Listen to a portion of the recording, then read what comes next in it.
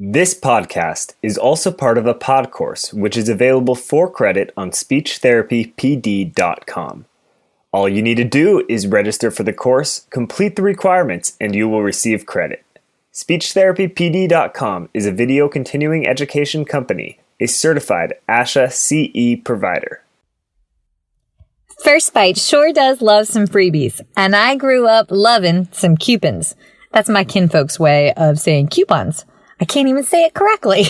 And so to start the new year off right, we wanted to do a little give back. So if you head on over to speechtherapypd.com and enter the code FIRSTBITE, not to be confused with the autocorrect of frostbite, well, then you will find a fabulous $10 off coupon for an annual subscription.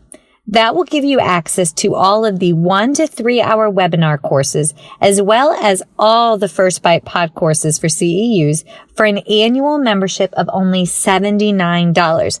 But hey, do you want more? Don't you love that cheesy sales line? I love that cheesy sales line. Okay, well, if you do, you can use that same coupon, First Bite, and access all of the courses on speechtherapypd.com's website for a fabulous deal of $179 a year. Whoop, whoop. So don't forget, plug in the coupon First Bite when you check out at the speechtherapypd.com website. Happy listening, y'all. Hi, it's Erin. I'm your regular co-host of First Bite. First of all, I want to thank y'all so much for tuning in and listening to First Bite. We've been incredibly encouraged and excited by the feedback we've received and are looking forward to the future. In the meantime, if you've been enjoying First Bite, please take a moment, maybe pause your device to subscribe, leave a review on iTunes, Stitcher, or wherever you're listening. This podcast started out as a small idea to bring convenient, tangible resources to SLPs and other professionals, and we value your feedback more than anything. Leaving those reviews truly helps us out. Enjoy the episode and thanks for listening.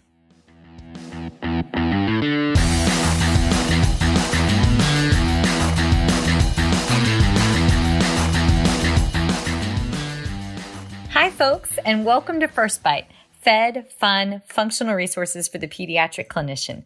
I am your host on this nerd venture, Michelle Dawson, MS CCC-SLP, the All Things Peds SLP. I am a colleague in the trenches of home health early intervention, right there with you. I run my own private practice, Heartwood Speech Therapy, in Coletown, South Carolina, and guest lecture nationwide on best practices for early intervention for the medically fragile child. First Bite's mission is short and sweet, to bring light and hope to the world for the pediatric clinician, parent, or advocate. In this podcast, we cover everything from AAC to breastfeeding, best practice for running a private practice, and all the nitty-gritty details involving feeding and swallowing by interviewing the subject matter experts themselves. We bring the data to you.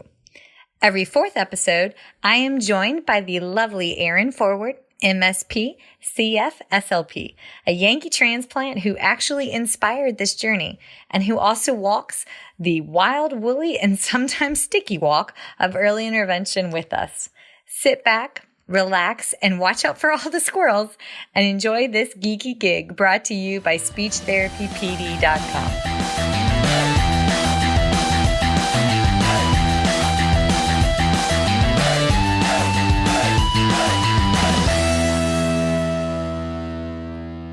Michelle Dawson here, the All Things Peds SLP. And the guest today is the lovely Susan Lee, MA CCC SLP. The topic of today falls in the functional category. Let me begin by announcing that today we are going way outside of my comfort zone. So I'm serious. Like, this is the stuff of my nightmares because I don't have any real professional insight into this particular area of our scope of practice. So, how's that for a little bit of honesty? Let me begin. When I was in grad school an eon ago in a totally different state, literacy and reading were not addressed. Or God help me if they were, because I have then successfully compartmentalized that information away enough to never think about it again. So here's what I know. When I had a kiddo that I worked with in the public schools, but I had a concern about their ability to read, it was my role to document and refer to the lovely lady that I affectionately called Little Bit because, as my daddy said, she wasn't big as a minute. And this woman who helped me grow in grace and taught me how to work the laminator in the school cafeteria so that I didn't laminate myself to death. Well, she was our reading intervention specialist. She had a master's in reading intervention from the College of William & Mary in Williamsburg, Virginia. And I sure as anything did not have that degree. So that was the end of it in my book. I documented and sent them to Little Bit. And then I happily went back to the land of early language acquisition in the early childhood special education classroom and articulation and phonology with my kiddos in kindergarten through second grades. But oh my, how times have changed. Let me tell you what, I have honed my scope of practice in other areas. And now it's my job to refer to the specialist when I have a concern for artic, phonology, and reading and literacy. Or if a member of the public calls me and asks me if I could work with their child, I refer on. It's not my subject area, and personally, I would make it worse. So I am in awe of those that can do and treat literacy and reading, and they treat it well. So now you have it. I stink at literacy. Ta-da! But today's guest, the petite and sassy Susan Lee, well, this is her specialty. This is her thing, and I love it. We met this past winter at a seminar in a classroom when they literally had trains running over our head, and I had to spend a day shouting over trains. And I can't make that up. She can testify to that one. And her sweet and passionate spirit, it just shone through. So I asked her to join us and take us on the journey of how dyslexia begins and how those of us in the world of early intervention can help out by identifying potential red flags. So, Susan, now you know that I am a delicate Southern sweet pea. How are you doing? I'm doing great, Michelle. Thanks for asking me to do this today. Yay! Thank you for saying yes. It's very exciting. Okay, so now you and I met, and you're in Indiana, right? Yes. Okay, but you're on the not time zone Yes. change. I thought the whole state was on Central Time. I had no idea there's a time zone. No, change actually, there. most of the state's on Eastern time, and only up by Chicago is it on Central. So it's, yeah. I will look at a map one day, I swear. Okay, so where did you go to school? And how did you go into the world of dyslexia? That seems like such a different frame of reference for me. So how did you get to the here? So I went to Ball State University in Muncie, Indiana. I got my bachelor's and my master's there. And I have about 22 years of experience. I've worked in the public schools and medical settings. I've done about 9 years in early childhood, along kind of part-time / full-time, depending on the time frame that we're talking about. I've done a whole lot of different things. I've actually tried to start a private practice a few times before and failed. And it was always just traditional speech therapy kind of thing. And in our area, most of the time parents are looking for insurance to pay for speech therapy. And so it was really hard to get private pay kiddos, and navigating all the insurance world was not something I was looking at the moment. And so I kept, going back to work at the school or the hospital or back to First Steps. I've done First Steps, which is our early intervention program in Indiana, 3 different times over the years. And so just, different ways on my path to figuring out what I was supposed to be doing. And so actually a few years ago, I was working in the public schools, and I had a kiddo who just didn't really fit the qualifications and criteria to be in the speech therapy in the schools. She was average on all of the tests I gave her, but the teachers kept saying, there's something else here. And her spelling was horrible.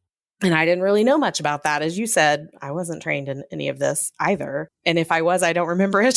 So, I just always thought dyslexia was a really rare reading disability. It didn't have anything to do with speech pathology.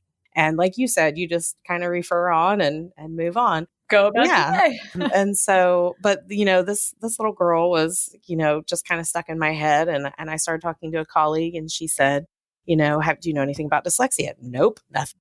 So I actually started looking into dyslexia, and it started trying to figure out if that could be what was going on with her. I gave her a phonological processing test, and she bombed it. So then I knew there was something there. I actually Mm-hmm. bought the first level of the Barton reading and spelling system, which is the system that we use in our clinic now. And I started using that with her. And that is a specific program, which falls under the category of Orton-Gillingham, which we'll probably talk about a little bit more later. But that helps with dyslexia. I started it with her. She made amazing progress. And even the school psychologist, when they finally tested her, he said, I don't know what you've been doing with her, but it's working because of the difference from my phonological processing assessment to his. So I was a believer. And I then decided that I was going to start getting more training in dyslexia. I took a graduate level course that was actually given by Susan Barton. And is she the Barton behind that book series that you were talking about? Barton Reading and Spelling System. Is she that same Barton? Yes, it's a program, that she developed. Yeah. Okay. So she's one of the national experts in dyslexia. And so I did my training with her and became a dyslexia consultant. And then I've had over 120 hours probably total of training dyslexia in the last few years. And now we actually in my clinic, because I tried the private practice thing yet again, but this time including dyslexia. And I have about 8 tutors that work for me now. We use the Barton system and we tutor over 50 kids and actually a couple of adults. And so, and it's amazing. It works. And these kids actually catch up because the schools historically have not provided the Orton-Gillingham intervention. And it is the only research-based proven program that's ever been proven to work with kids with dyslexia. And again, schools in my area, at least, there might be some out there who do, but many, many times they don't provide that. And so the kids never really catch up in their reading, writing, and spelling skills. They just continue to be behind and they, might slowly grow, but they're always 2 years behind, or they're always 3 years behind, or however far. And eventually some of these kids end up graduating high school, a lot of them with a 3rd or 4th grade reading level. And it's just unacceptable.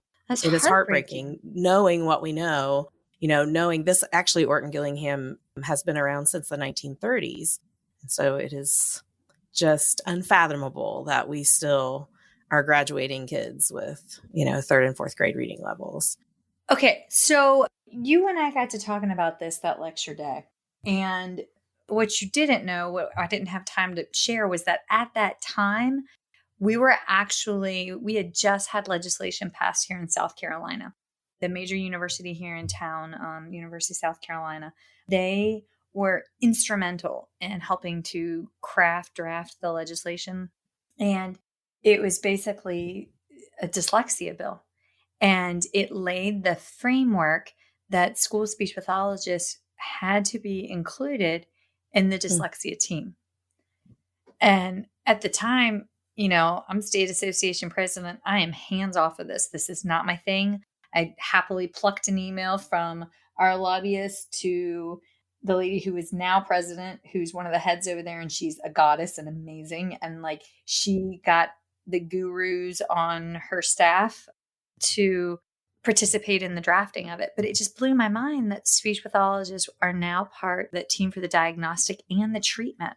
And that's just so cool to me. But then it brought me back down to the world with which I work. And I have had kiddos that, I don't know how to explain it. You just, like you said, that little girl kept you up at night. The kiddo that you just can't put your finger on. Many of them. But something's not right.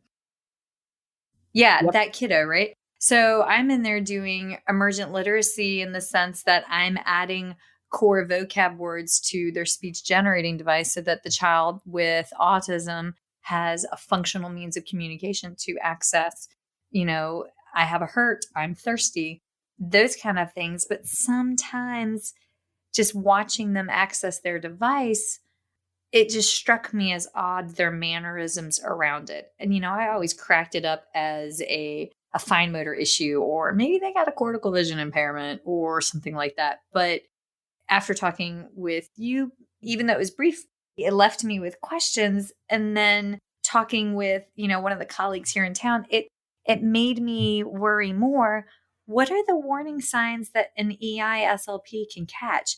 I mean, I treat kids from birth up to elementary age and some middle schoolers. And I'm part of that transition teams, but some families choose not to transition to the public schools at 3. They stay in with their EI team until the kid's 5 and then they go over. But isn't 5 a critical age for literacy? I mean, I got a 6-year-old, so I feel like 5 is, we should be knowing some words by then. So help, guide me. What are 3 early warning signs for dyslexia? So actually, yes, 5 is definitely a critical age.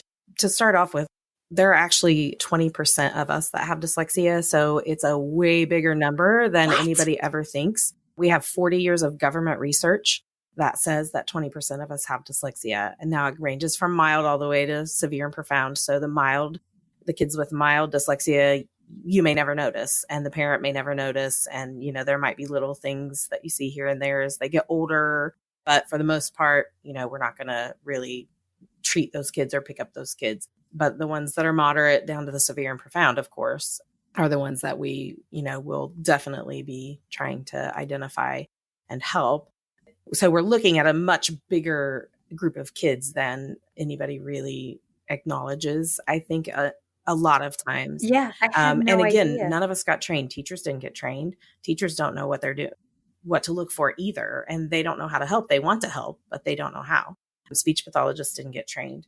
And that is changing. There are a lot of states that are enacting laws. Indiana, we just got a dyslexia law last year. And so, it is, the landscape is changing, thankfully. I don't know why it's taken so long, but it has. But dyslexia is actually, it's a neurological language-based learning difference. And so it is a language processing issue, which is definitely completely in the speech pathologist's wheelhouse, but we never knew that. So, it was nothing any of us ever knew about or thought about for the most part, I think. But what we're looking for is actually, one of the biggest things that we look for is dyslexia in a close family member. However, the issue with that is that dyslexia has not been diagnosed. So if you ask a parent, is there anybody in the family that has dyslexia? Usually the answer is no. But if you start asking these other questions, which are, is there anybody in the family who struggled in school? Is there anybody who, worked really hard in school and maybe still got C's? Is there anybody who doesn't like to read, who's a slow reader, who's a bad speller, doesn't like to write? Those kinds of questions will often get oh yeah, it's me, or it's dad, or it's aunt or uncle or cousin. And so we are looking for a close family member. It is inherited. It is genetic. They found 3 genes that dyslexia falls on. And so, yeah, crazy. I had no idea. What? So, okay. Yeah, 3 different genes that it can fall on. And so that's one of the biggest things we look for. The next biggest thing we look for is a speech or language delay. And so this is where, our early intervention people come in, and these kiddos that are late talkers or that have articulation impairments, there's a likelihood that there could be some dyslexia. Now, it doesn't mean that every late talker, obviously, or every kid with an articulation impairment has dyslexia, but there definitely is a connection and a correlation. And there is research out there that says that children who are first identified at age 2 as late talkers, they actually usually will outgrow their language deficits by age 4, but they demonstrate delays in academic readiness at ages 5 and 6. They also persist in demonstrating social skills deficits, even when the language delays have resolved. And also that there is an underlying deficit in the organization of the roles of symbolic systems. And so that has to do with the social skills deficits as well. And then they have found that even though, there's a potential recovery in the language delay, a lot of times by age 5, the majority of these children actually ended up with reading disabilities by grade 2.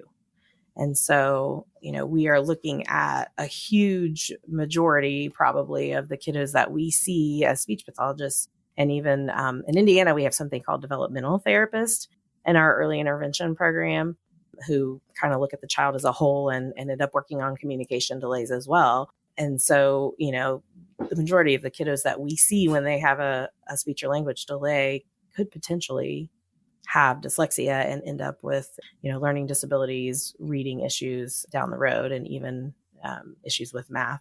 and writing that can come along with that. You just described a lot of people, including my youngest, which my husband's uncle has severe and profound dyslexia and had to go to like a whole special school. And he's brilliant, one of the smartest men that I'll meet. And one of his cousins has dyslexia. And my mother-in-law was a special education teacher before she retired. And we have a special needs uncle and my youngest. And I'm like, I will be watching closely. Those are a lot of red flags. The definition of dyslexia actually is that they have average to above average intelligence. And a lot of these kids are really smart, but they don't feel smart. And so they end up being depressed and anxious and all kinds of emotional problems that come along with struggling in school. And so early intervention is key. It always is. The earlier we can identify this and, get these kids on the right path with the right kind of help and understanding that there's not something wrong with them. It's just a difference in the way they learn. And if we teach them the right way, they can learn and they can be extremely successful. So other things that we can look for, though, are chronic ear infections. Actually, the gene. Oh my God, you're describing Theodore. Stop. Continue. The gene, one of the 3 genes for dyslexia also has the chronic ear infection on that same gene. So just because they have chronic ear infections does not mean they will have dyslexia. I always have to say that, it is a cluster of symptoms that we're looking for. And just because they have dyslexia doesn't mean they'll have chronic ear infections. However, it's one of those red flags. Constant confusion. Yeah.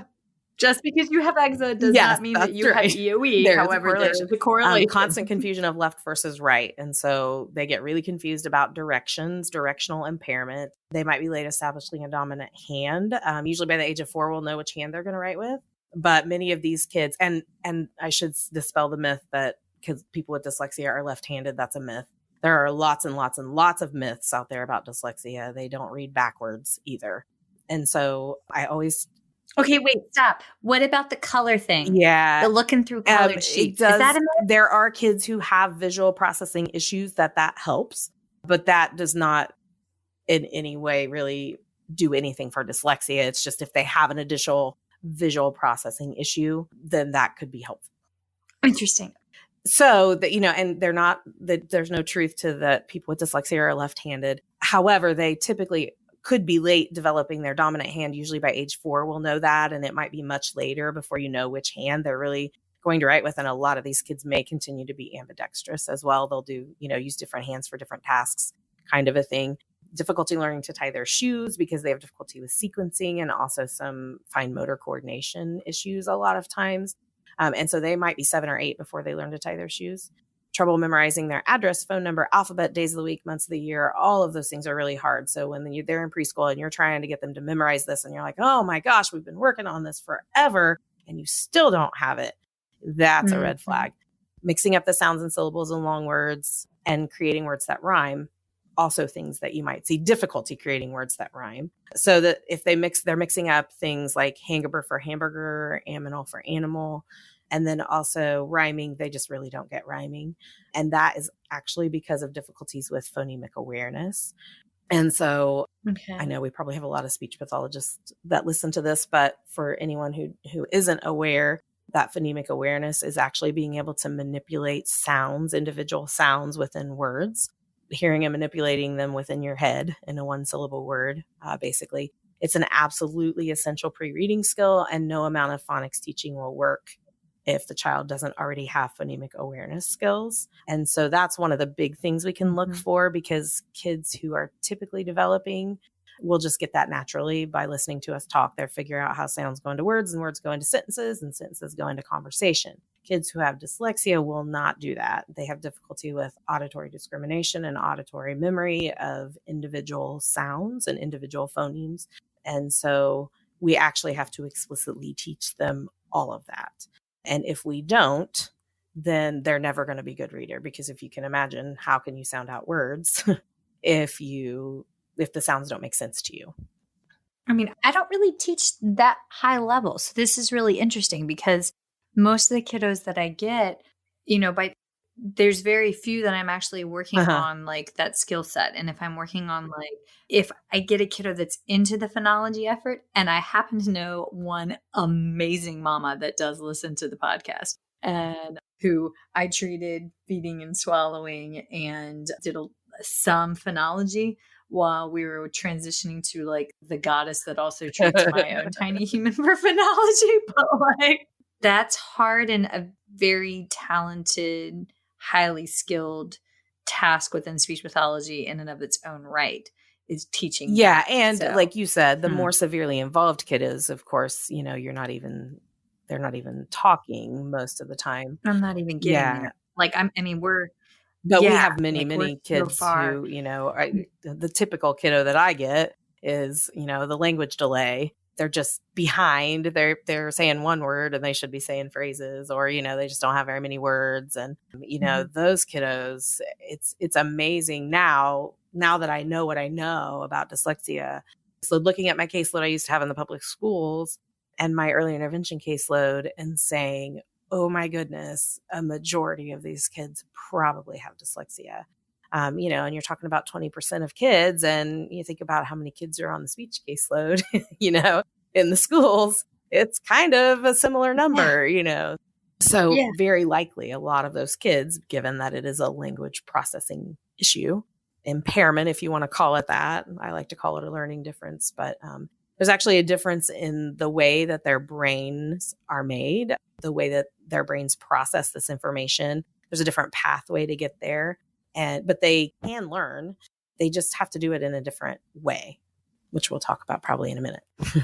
This is so utterly fascinating. I have to be honest, Susan, I was scared to death. Like when you said yes, I was like, oh my God, Michelle, like, what did we just get ourselves into? Also, I talk to myself in third person. So like, but I mean, like, and that's normal. But I was like, this is so far out of my comfort zone. Are you even going to be able to like have a conversation? Because I mean, like, as I mentioned before, like, I'm an educated smart aleck, but this is so utterly, well, it's okay. I was scared to death too. So fascinating. even though Okay. I talk about this in front of crowds of people, but for some reason, this whole recording thing was a little scary. So I promise, come to Orlando in November, meet me at ASHA, and I'll pay you back with a good stiff whiskey. How about that? I don't really drink. I might take a Coke, Okay, well, I'll good. have the whiskey for you, whiskey neat, and I'll swing you a Coke. All right. Everybody's like, that must be. Michelle gets so much done. Whiskey neat. Jameson, all the way. No, I'm just kidding. Actually, I'm not. Okay. All right. I digress. So we've covered the red flags, and now I'm thinking like everybody on my caseload probably has dyslexia. So I'm going to throw a curveball at you. At what age can a child be tested for dyslexia? And like, what does that actually look like? Because I don't have a clue. It's about 5.5 years old is usually when we can really officially test. And they have to have had, we usually like them to be halfway through kindergarten. They have to have had, even if they're homeschooled, they have to have had some instruction, obviously, in, the pre-reading skills in order to really be able to assess. Because obviously, if they haven't, then we can't check and see if they know the sounds and the letters and how some of those things work. And if they have some early words that they're learning how to read. Typically, what I look for, and the way I was taught to do this was a lot of informal tools. And so we have them read graded word lists, and there are specific kind of error patterns that we're looking for. And then we also have them read. What do you mean graded word list? Like a kindergarten, first grade, second grade, just a list of random words for that level of that grade.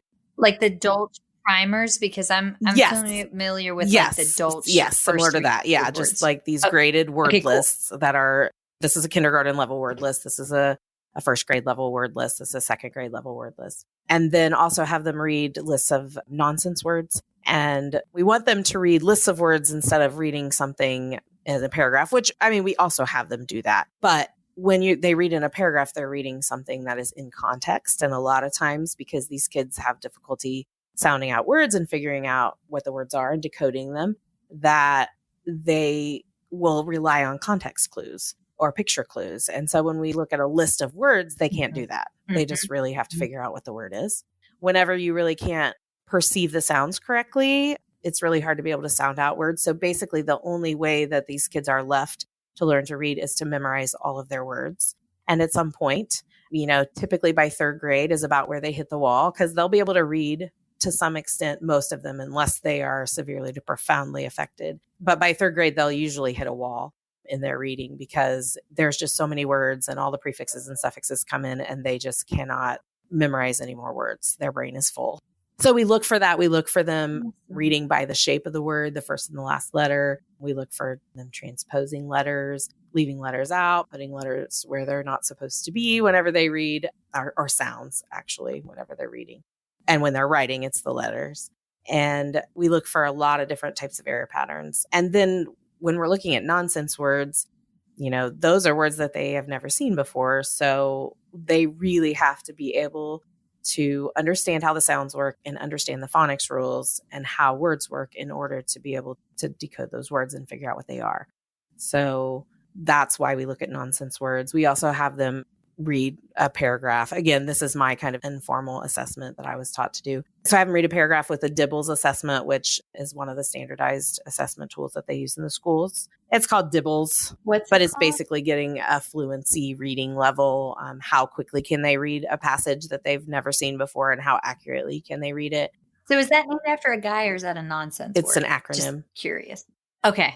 You could have a nonsense word and I totally would run with it. Like, yeah. But there's a whole lot of different types of assessments like that. And then we definitely give a phonological awareness or phonemic awareness assessment. There are several of those out there that are standardized. The one that I use is called the CTOP-2, Comprehensive Test of Phonological Processing. There's the Test of Phonemic Awareness, and there's some other literacy tests that you can use that are standardized to get some numbers. I also have them do some writing for me. I'll have them write a paragraph if they're old enough, if they're younger. We write the alphabet. We try to write the days of the week, the months of the year, their address, things like that, just to see, are they having difficulty remembering these things? And we also look at sounds. Can they hear the sound and write it down, the letter for it? And also, can they look at the letter and tell me what sound it makes? And so those are a lot of the things that I do in my assessment. A lot of other places, that neuropsychologist typically is who tests for this, or a school psychologist.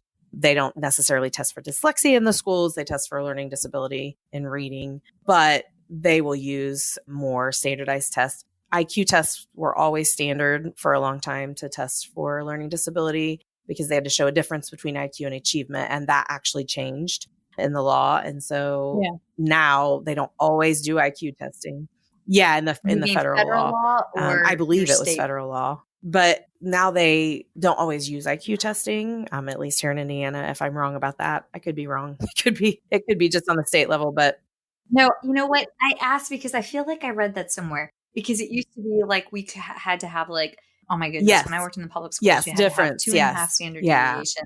And so there were many kids who were falling through the cracks because they didn't have that difference, but they were still struggling. So now IQ tests aren't always standard. Sometimes they use them and they'll do achievement testing. And then they'll do some of their other standard testing that they do when they do a special education evaluation. And so, again, there's differences in the way that they test, but 5.5 is the age, the earliest that we can test, like officially test. But before that, we can look for signs and symptoms and see if there could be a pattern emerging there. And as far as the testing goes, whenever I say 5.5, the public schools, at least here in Indiana, it will be later before they would test for learning disability. They won't do it in kindergarten unless it is extremely severe. Like they are so far behind already. But a lot of times they'll say, well, let's give them some time. Let's give them some time. And unfortunately, for these kids with dyslexia, that is a disservice to them because the earlier we can catch them and give them the right kind of instruction, the Orton-Gillingham based instruction, the better the outcomes, hugely better. Now, it's never too late because, like I said, we even tutor adults. We can always go back and do the right kind of instruction and it works, but it takes a long time. And it's hard work. And if we do it early and we catch these kids early and we give them the right kind of instruction in the beginning, then they'll never struggle the way that, a lot of these other kids have for so long. And so getting them identified as early as possible is key. but the schools will typically not test for this learning disability, at least in Indiana, until later. It'll often be 3rd or 4th grade before they'll agree to test. And by then they're often several years behind. Okay, so my mother-in-law taught special ed. And so she was the special ed teacher to me being this quote unquote speech teacher in the public schools like a lifetime ago. I mean, back in the day when like you could do that with bachelor's and while I was going to grad school. And she was always adamant that if a kid had a concern for a learning disability, that that they got tested for dyslexia by first. And she did Orton-Gillingham and another one. There's another one that Wilson's Readers or something like that. Okay. Yeah. Yeah. Wilson Reading Protocol or something. That was big in Virginia. Yeah. Yeah. So those were the two that she always used. But I know that she did the Orton-Gillingham and the whole, like, she wanted to do that with my children. And, Goose is reading like advanced in kindergarten. She goes, well, maybe he still needs Orton-Gillingham. And so I asked the kindergarten. Yeah. She was like, tell her to not worry. I was like, okay, I will pass the message. But how long did these assessments take?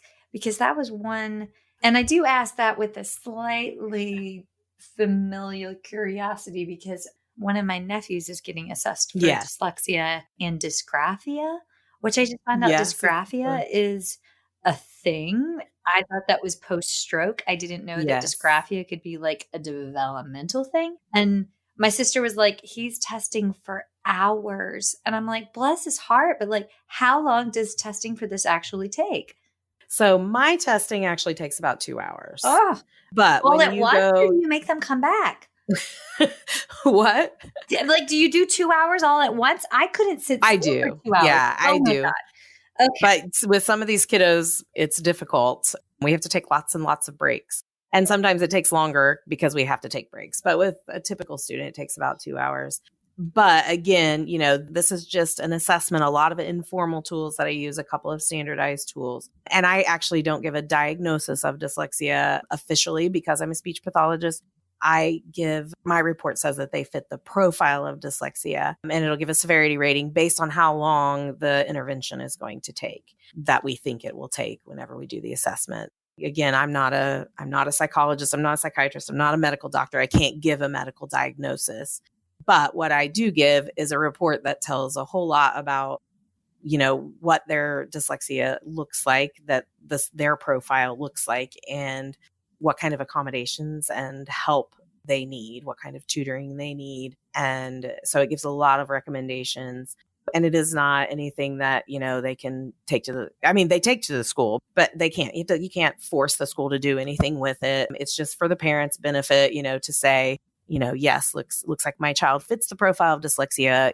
What can we do about this? And a lot of times the school will want to do their own testing, but sometimes it does help encourage the school to do the testing. But their testing at school, yes, generally takes several hours, I think. They usually break it up into sections. And then if you go to a neuropsychologist, then typically that testing will take several hours.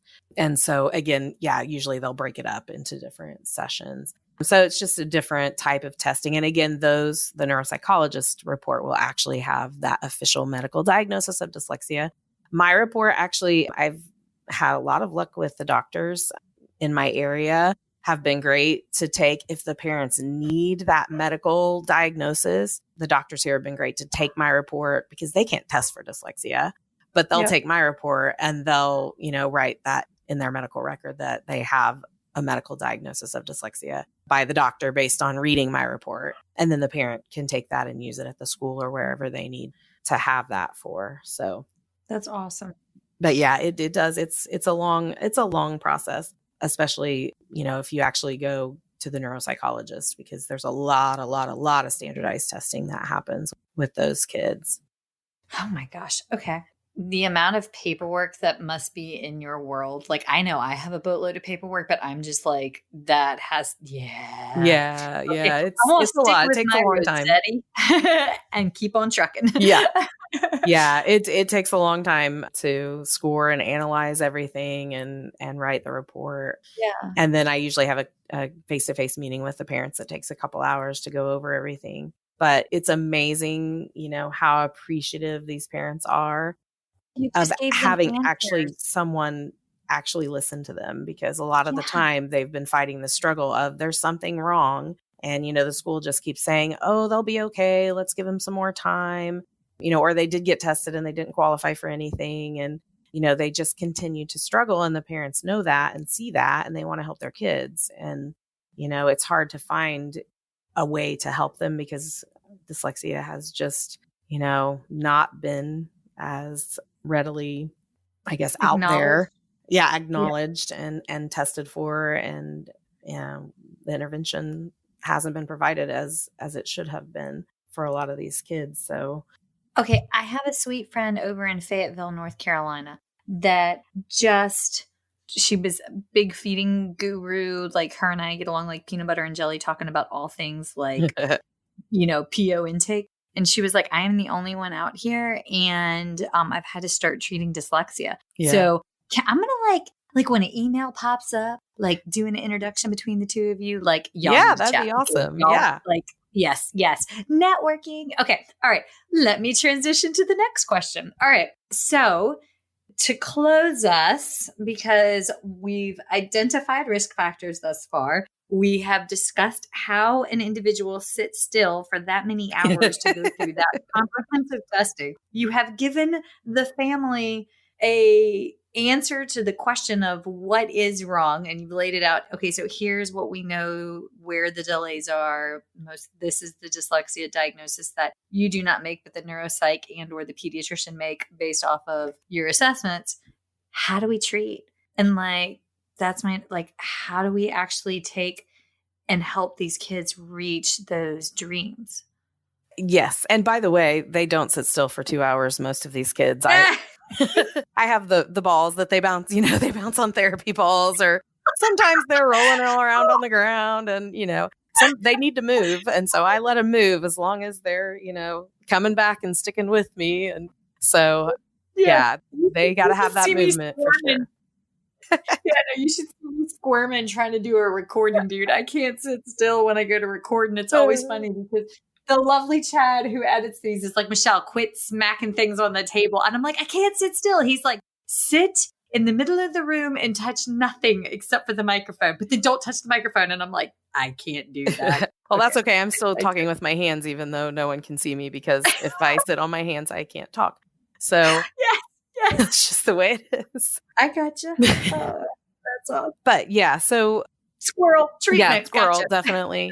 So, and actually that brought me to another squirrel, was you saying that. Actually, 40% of kids who have dyslexia also have ADD or ADHD. So it is definitely a thing, and it co-occurs. I connect to that part. Yes. We're good. Me too. And, but I will say that a lot of these kids get diagnosed with ADHD when in reality it's dyslexia, because they look like they're not paying attention because they don't know what's going on. They don't understand what's happening.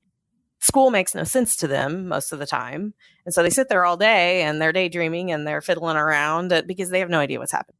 It's like if I went to some, high level math or science course that I didn't understand, I'd be looking out the window, daydreaming about, going to the park. There's just...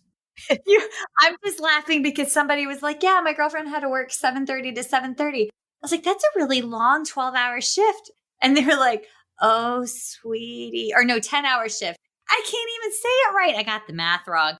And I was like, yeah, I don't know how I passed the GREs to get into grad school. So it's funny. I understand.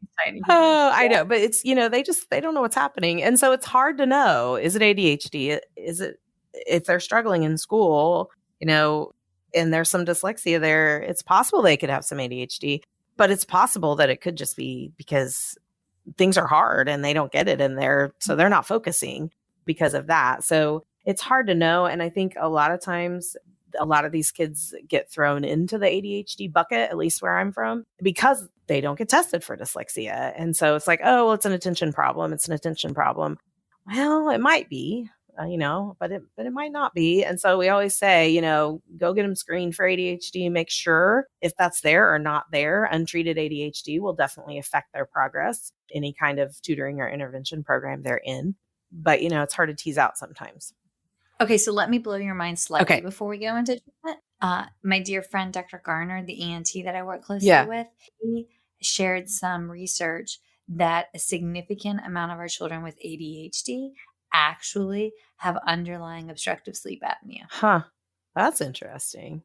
And so the children aren't hitting the level of deep sleep that they need to actually allow their brain to heal and process like the day's events, because we're supposed to hit that deep sleep cycle to like, I don't know, the way I see it is everything goes from short term to long term. Right. Yeah. Like, have you seen the movie? Oh my goodness, Inside Out? Yes, I love that movie. Okay, that's what I kind of imagine, like somebody up there like going badoop, badoop. But our children that have ADHD, and I can't remember, he said when I interviewed him on the episode, it might have been as much as 60% of those kids actually have obstructive sleep apnea. Wow. And that if you address the obstructive sleep apnea, a lot of these children no longer require ADHD medications and can go off of them for the first time. Wow. So, and it's because of like either enlarged adenoids or laryngomalacia, trachomalacia, or like, some other, nasopharyngeal obstruction. That's incredible. So, yeah. Okay. All right. We now have 10 minutes. Okay. So in 10 minutes, treatment for, we talked about treatment, but I also need to do, how do we have a conversation with these parents? So basically, well, actually, let's do the how do we have a conversation first, because we'd have to have the conversation before doing anything else. Okay, cool. So I promise folks we'll get to treatment. Yeah. Ha. So it's difficult. Again, it's just like whenever, we're trying to bring up, could this kid possibly have autism, but we aren't allowed to diagnose autism. And so it becomes difficult whenever you're the first person that's in that child's life that is, really seeing and possibly identifying these issues. And on the note of autism, that's something else that this is just me wondering about. I don't know of any research about this or anything like that, but it would be interesting to find out, because of all the social skill issues and language development issues that come along with dyslexia. I really wonder if, some of our little bitty kiddos are not sometimes getting misdiagnosed with autism because we can't test for dyslexia yet. Because that just happened to my girlfriend. Oh my God. Literally that happened. They diagnosed the child that she's in the process of adopting with autism years ago. She's a early childhood special education teacher. This is her job. And she was like, this is not autism. This is some type of learning disability. And they went through it. And she texted me a week ago to say they finally got the diagnosis of dyslexia. Oh my gosh. Yeah. I just think, and I've seen some kids who got diagnosed early with autism and then later, this is dyslexia. Now, does that mean that they don't have autism? No, but it just makes you wonder, are those things that we're seeing early, they're not talking and they have some, sensory issues and they're socially awkward or, some of those kinds of issues that we attribute to autism often. Could it be that some of these kids are getting misdiagnosed? Because you look at, how the autism rates continue to increase, the prevalence, just keeps going. I think, what is it now? 1 in 48 or something? I don't know. And it used to be 1 in hundreds. I read something like 1 in 42. Yeah. So, it's like, that's crazy. And I know there's all this environmental stuff that contributes and, all the research behind all of that. I'm not saying that that's not there. I'm sure it is. But it makes you wonder, like, okay, so we have, 1 in 5 kids actually have dyslexia. So are we really misdiagnosing some of these kids? And is this why, the prevalence of autism keeps increasing and increasing? And, but again, at that age, we can't diagnose dyslexia. So, the doctors are doing the best thing they can. They're like, well, it looks kind of like autism. So let's do that. And the families get services and all of that. So, there's good things that happen from that, but it just, it just makes you wonder. It's just one of those things, makes you go, The thing of it is we need to be sure that we're looking for the dyslexia as they get older to make sure that we don't miss it. But okay, so talking to these parents can be difficult and it just kind of depends on, how open they are to it. But often, trying to have that conversation about, is there anybody else in your family? Is there anybody in your family who kind of struggled in school? I know, you probably say this is a weird conversation for a 2-year-old. I get it. But, you know, No, but I mean, anybody who struggled in school. that's one that I have to Yeah. have. So Is, you know, anybody that maybe doesn't like to read or isn't a great speller in your close family, you know, if so, then it's possible that there could be some dyslexia and it's related to language delays. So I just always tell parents now that I know about it, I never did before because I didn't know anything. But, you know, now when I have these kiddos, you know, I just tell them when there's a speech delay or when there's an articulation issue, then you know, that's one of those things that we look for as a potential sign of dyslexia. So as they get a little older, if you're noticing some of these other things, and I usually give them, you know, a list of warning signs, which Susan Barton on her website has a great, really concise warning signs list that I use. And so I, you know, give them that and say, hey, this is just something to keep an eye out for. You know, doesn't mean that they have this. And even if they do have it, it's not the end of the world because they can learn. They just learn differently. But the earlier we get them the right kind of instruction, the better. So, you know, it's kind of more along a prevention line at that point when they're little. Because later, once they're older and they've been struggling for so long and they're so far behind, it really is traumatizing and devastating for them emotionally and for the parents because they don't know how to help and they don't know what to do. And so, you know, the earlier we catch this, the better for the whole family, for sure, and for the child's future. And if you're seeing some of these signs, the biggest thing with these little kiddos is that phonemic awareness piece.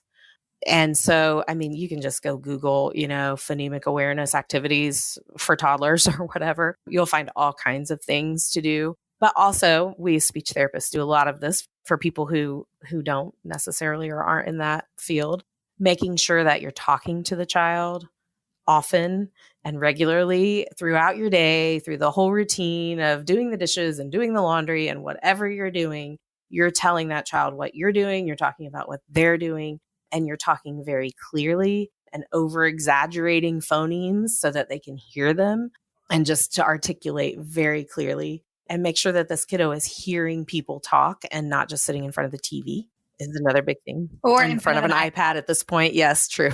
That's often what we see. Mm-hmm. They need to hear actual humans talking to them, not just people on the TV. And they need to be able to watch your mouth. They need to be able to see how you make sounds, to feel how you make sounds. And actually, the components of the Orton-Gillingham instruction are that it has to be explicit, sequential, and multisensory. It has to have all three of those components in order to be successful. And Orton-Gillingham's a big umbrella. There's a whole lot of programs underneath Orton-Gillingham that are to help kids learn to read. And so again, you know, Googling Orton-Gillingham programs, you'll find all kinds of programs. And the important thing is that it's Orton-Gillingham. The International Dyslexia Association also calls Orton-Gillingham structured literacy. So you might also see that. But if you're looking for a program to help your kiddo, Orton-Gillingham based instruction is the best thing we can do.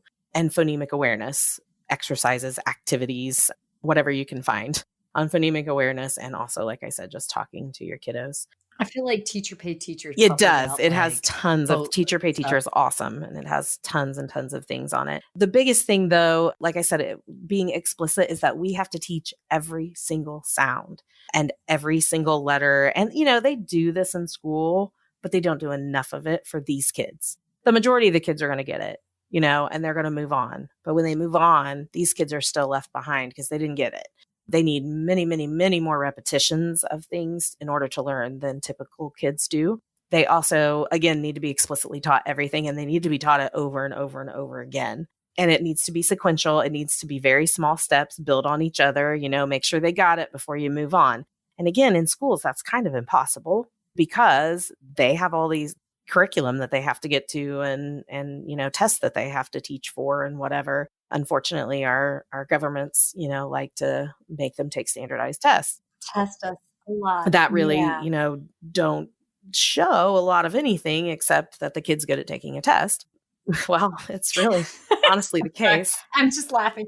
And so, you know, and these kids get so stressed out about these tests because, you know, in Indiana, if you don't pass iRead in third grade, which is a reading comprehension test, you're likely to get retained. And the kids know this. And the kids, I mean, there's so much pressure put on these kids. You have to pass this test. You have to pass this test. You have to pass this test. And, you know, the other standardized tests equate to whether the teachers get raises or not and whether the school gets, you know, funding or not. And so there's so much pressure put on these kids. And these kids with dyslexia, they have a really hard time passing these tests. And it really doesn't show. It's not showing their growth. It's not showing, their actual skills and how much they're learning. So we really want to, I really don't know how I got on that topic, but I mean, easily it's all correlated. I'm totally hanging. I'm trying to you. think of You're where good. I was Go now. on. I've kind of lost my place. I don't know. I was so far down the rabbit hole with you. I'm not really sure. We were talking about Orton-Gillingham instruction. Oh, yes. We were talking about it has to be sequential, small steps, make sure they're mastering things before we move on. And then it also has to be multisensory. And again, we have lots of teachers who are really good at this. It has to bring in a movement or a motor component. And, they skywrite, they write in shaving cream, they do all kinds of really cool. I have seen that done. Yeah. The shaving cream thing. And the teachers always tell them, this does a really good job of cleaning your desk. That's great. And I don't know if it's true, but I've seen a lot of kids get really excited about But yes, a lot of teachers do a really great job with bringing in multisensory activities. However, it just doesn't go far enough for a lot of the kids, especially the ones who are more, on the more severe side of dyslexia. They have to have all three of those components and a very structured prescriptive program. And so, yes, bring those in because it's going to help all the kids. But some of these kids that are really struggling, they need this prescriptive structured program that is based on Orton-Gillingham methods. And the other thing I was thinking was, so in Indiana, I honestly don't know if this is a national type of a program or not. But there is a foundation called the M.A. Rooney Foundation that's in Indianapolis. And they actually have been doing a pilot program in the Indianapolis public schools of a classroom-based Orton-Gillingham approach, which I actually had some training on this at one of the dyslexia institutes in Indianapolis. But it is really cool because it takes the Orton-Gillingham approach, which was actually created to be an individual tutoring type of program, and creates it into a classroom learning environment. And so M.A. Rooney has actually created this program on their website. They have lesson plans for kindergarten, first and second grade for this classroom learning approach. And it is free. And they'll also provide training. I know in Indiana, I don't know if they do that other places or not. But so for kindergarten, first and second graders, that they would all be taught with an Orton-Gillingham methodology because it teaches all kids to read. You don't have to have dyslexia to learn to read with Orton-Gillingham techniques. And it doesn't leave the kids with dyslexia behind. And so it's amazing. That's and fantastic. So, I'm thinking, why aren't the schools doing this? And I think some of them are getting on board now, but we just need to create that awareness that this exists and we should be using it. It's actually not that expensive to get the training, especially like this foundation's doing it for free, and to use these resources to be able to teach all kids to read and not leave these ones behind. Now, the ones who have the more severe to profound dyslexia, they're still going to have that intensive individual intervention, but it's at least going to start them on the right path. And the kids who, aren't as severe, they may never need anything else. That may just get them where they need to be and they may never struggle. And, this is what we need to see moving forward. So many thoughts. Number one, I wish all early childhood special education classrooms across the country were fully embedded with multiple layers and types of yes, AAC, amen to that. low-tech Yes. to high-tech. So I feel like if we just threw speech generating devices all the way down to I am here today, Velcro adaptations, that would start our little ones that have all the delays and that qualify for an ECSE classroom right out the gate for success. Now, take that, run that into everybody, go with the Orton-Gillingham training from kindergarten on up. Honey, we just solved special education problems, massive ones. Yay! Susan Lee for Director of Special Education for the nation. I don't want to run that. I'm good with that. Wait, oh my gosh. I just found out that the superintendent of education for the state of Arizona is a speech pathologist. That is awesome. I love that. Squirrel. So anybody out there living in Arizona, hats off to that woman. That's absolutely amazing. Definitely, because that is not my calling. But I think it's really cool that she's a No, I think that's really psychologist. cool. And she's a beautiful woman inside and out. Like one of my girlfriends was telling me all about this lady, and I was like, oh my gosh, I want to grow up and be that. That's cool. Okay. All right. We're like over because we're, amazing like that. And we do have to switch over to questions. But first and foremost, Susan, you rock on so many levels. And I kind of want to have you come back for like a part 2. So literally pick any topic and I'm game. All right. That sounds awesome. Well, thank you so much. Wonderful. And I mean, you're just like a wealth of knowledge and refreshing for my soul. And I'm definitely going to watch Theodore like a hawk. Very good. Yeah. Okay, all right. My daughter actually has dyslexia.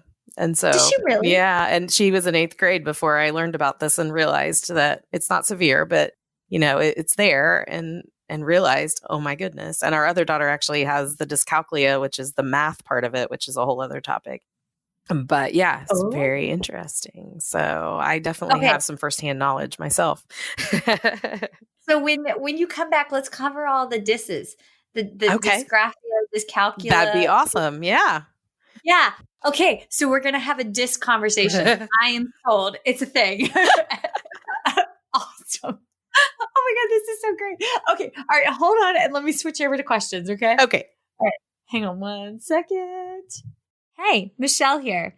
Did you know that First Bite, Fed, Fun, and Functional is partnered up with feedingmatters.org? That's right. Our pod courses and webinars can be found on the feedingmatters.org Learning Center. Also, be sure to mark your calendars for 2 days of evidence-based education on pediatric feeding disorders, the entirely virtual 2020 International Pediatric Feeding Disorders Conference. That's right. On January 24th through 25th, 2020, join pediatric feeding leading experts for intermediate and advanced level sessions, no matter your location. For more information, visit ipfdc.org. One more time, that's ipfdc.org. That's a wrap, folks. Once again, thank you for listening to First Bite, Fed, Fun, and Functional. I'm your humble but yet sassy host, Michelle Dawson, the All Things Peds SLP. This podcast is part of a course offered for continuing education through speechtherapypd.com. Please check out the website if you'd like to learn more about CEU opportunities for this episode, as well as the ones that are archived. And as always, remember, feed your mind, feed your soul, be kind, and feed those babies.